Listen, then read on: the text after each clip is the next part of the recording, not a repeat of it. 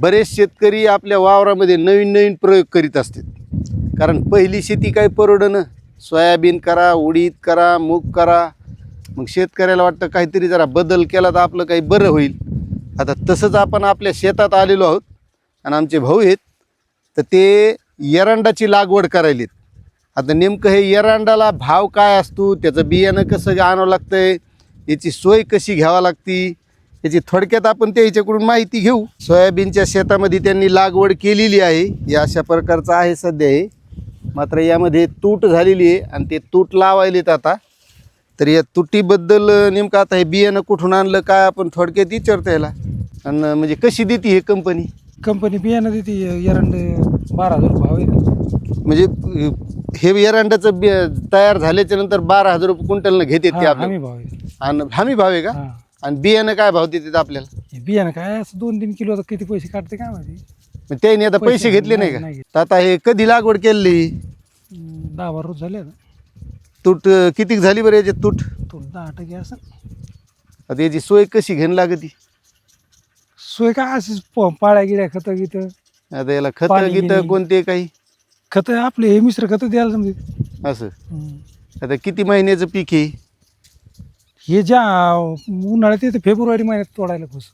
आता? फेब्रुवारीमध्ये येतं तोडायला? म्हणजे नुसते त्याच्या गोंड्या तोडायच्या आणि बियाणं काढायचं? पिवळे झाले की तोडायची खुश।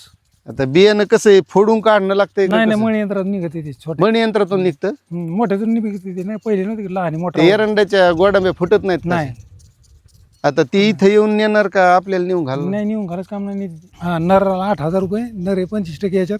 म्हणजे हे नर मादी आहे काही? हा ते आपमध्ये पोलून आपलं काय करायचं काम नाही। म्हणजे करायचे आपलं कापसासारखं नाही पोलन? नाही नाही हवात होते पोलून पावडर म्हणजे आता ते 4 तास मादीची एक नराचं लावायचं बरोबर लावताना। 4 तास नराची नराची? मादीची मादीची. 1 तास नराचं। 1 तास नराचं, पुन्हा 4 तास मादीचे, पुन्हा 1 तास नराचं। तसं लावायचं, कडीला आलं पाहिजे नराचं दोन पुन्हा। याचं पोलन करायची गरज नाही हवा समजा? नव्हती हवेनंच आपोआप होतं? पावडर। आता एकरी किती बसते ती झाड? एकरी 4,000 बसते झाड। बरं त्यानं काय 5 बाय 2.5 वर समजा। 5 बाय 2.5 वर तर किती उत्पन्न होतं एकरी?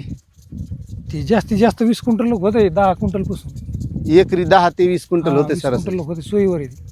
बरोबर। नाही एरंडाच्या तेलाला मागणी बी असते ना, कारण ते आयुर्वेदिक आहे ना। आता हे किती लावले तुम्ही? 2.5 एकर। आता याचं जे म्हणजे आता खतं पाणी तर आपल्यालाच खर्च आहे, बियाणे ते देणार आहेत? नुसतं बियाणे देते, सगळं खर्च आपल्याला करणे, पैसे आपल्याला तसं करते। तर असं हे एरंडाच्या लागवडाची माहिती आहे। जर तुम्हाला करायची असेल तर तुम्ही करू शकता। मात्र हे असं एरंडाचं बियाणं आहे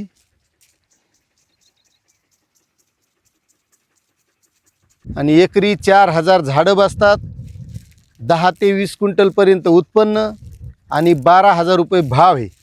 जर आपणही केलेलं असेल कधी लागवड तर तसे अनुभव असतील तर तुम्ही कमेंटमध्ये सांगा।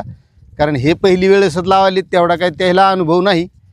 त्यामुळे तुमचा काही याबद्दल अनुभव असेल, यावर काही रोग औषधी काही फवारणी करावं लागतील, याबद्दल आपल्यालाही माहिती असेल तर आपण सुद्धा नक्कीच कमेंट करून सांगा।